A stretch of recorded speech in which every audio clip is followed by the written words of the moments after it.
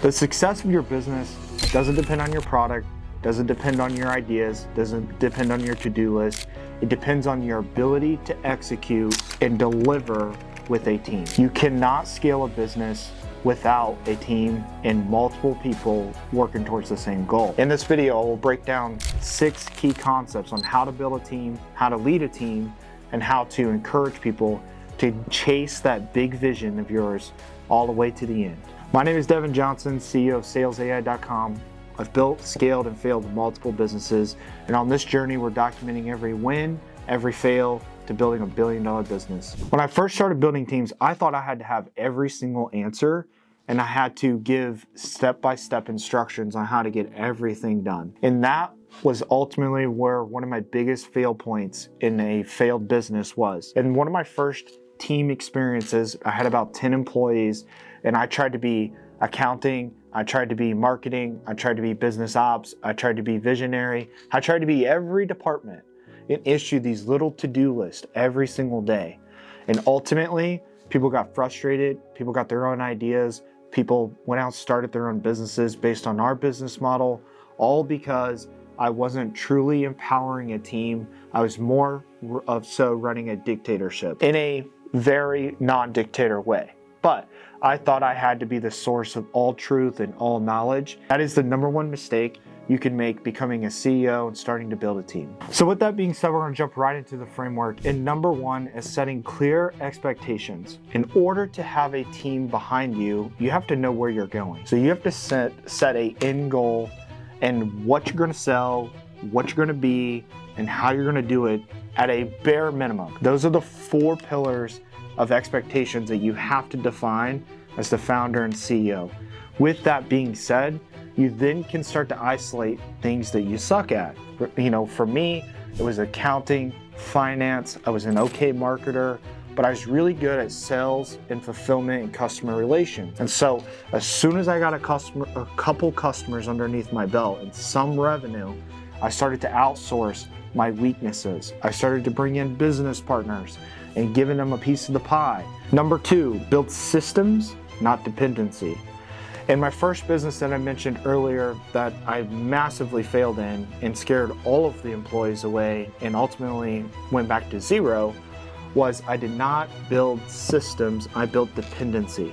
I built dependency on me. I built the dependency on I know everything, you know very little other than the to-do list that I gave you. And that is not the way to build an organization. You bring people on to your company because they're supposed to be good at what you hired them for. Therefore, if you hire someone to do sales, you give them the expectations, you give them the framework, you need to let them win and fail.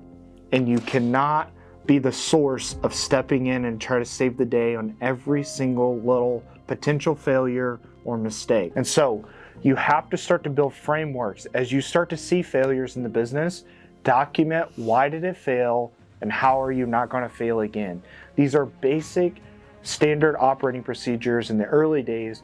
You can just throw them onto a Google Doc and document the title, this is how we sell, this is how we fulfill, right? And so start to document the successes and the failures within the business so that as you bring more team members on, they're not dependent on you. You have a knowledge library of, hey, this is how we do things, check these out, then ask me for questions. And you empower the team, right? You empower, you don't dictate. You have to build systems and not be dependent on you being absolutely the source of knowledge for everything. #3, empower through trust. The only way you're gonna figure out if you have a good team is to give them opportunities. They either win or they fail. And in between the wins and the failures, you will find what works and what does not work. As I mentioned in point #2, you should be documenting those, but I was too guarded with big tasks like sales, like fulfillment for too long, that I lost trust in the team members that I had in my early businesses that ultimately failed. The moment I started letting go and trusting people for what I hired them to do, then the businesses really started to take off. Yes, we still failed at things. Yes, we still struggle with things. Ultimately, people feel empowerment, they feel trust, and they can buy into that vision long term because you're giving them opportunity. Humans need the connection, the desire to push and to work towards things. If you take that away consistently because you're the CEO, you're the founder, you're going to lose trust, you're going to lose motivation, you're ultimately going to lose really key employees over time. Number 4, prioritize communication. I have several other YouTube videos out there that talk a lot about this, but you have to get a single source of truth into the business. And in the early days, I'm not saying you need to go get some big system like 90 or whatnot. Simple email threads, group text messages, or even a very low cost platform like Slack. As you start to build that team, start documenting expectations, deliverables, and start setting monthly and quarterly goals as a team that you work towards. The biggest power of scaling is being able to sit down and look at what are we going to do this month, this quarter, and this year. You have to break things down into months, quarters, and years so that people understand what you're accomplishing down the road and what is right in front of them. And you need a system to put that information into.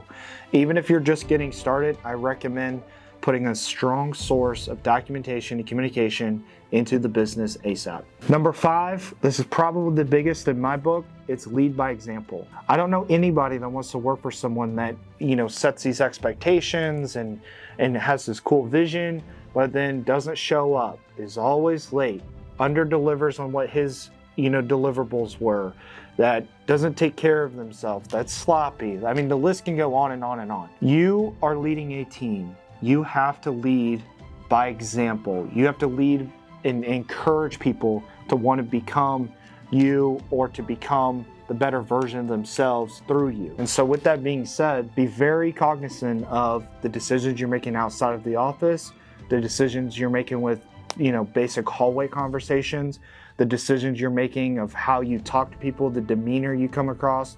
You cannot bring an egotistical, I'm the CEO attitude to the table. You will run people off and you'll build a very toxic culture very fast.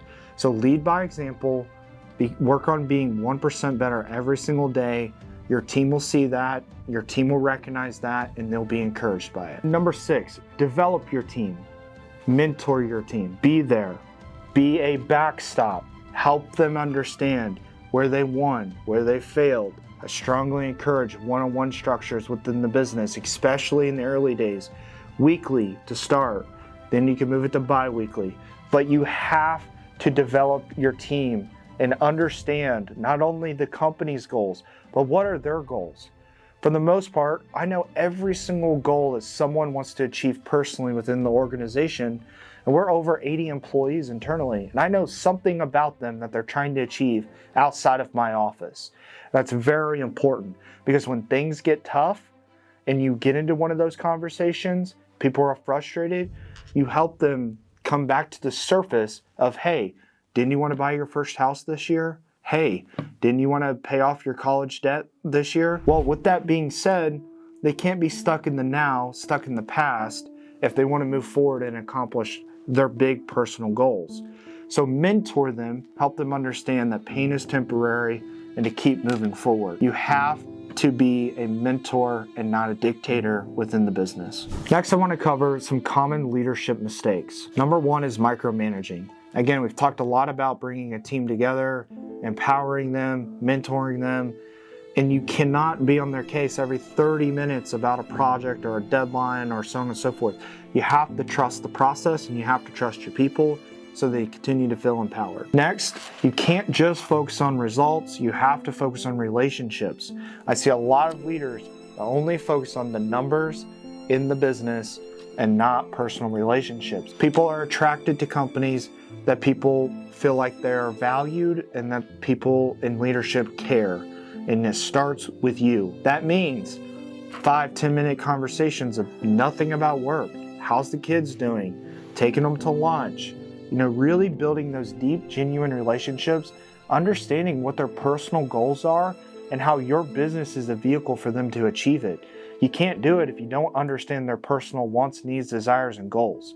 So it has to be results and relationships in order to build a winning team. I just want to wrap this video by saying leadership isn't about having the answers. It's about having an epic vision that you can rally a team to go win together.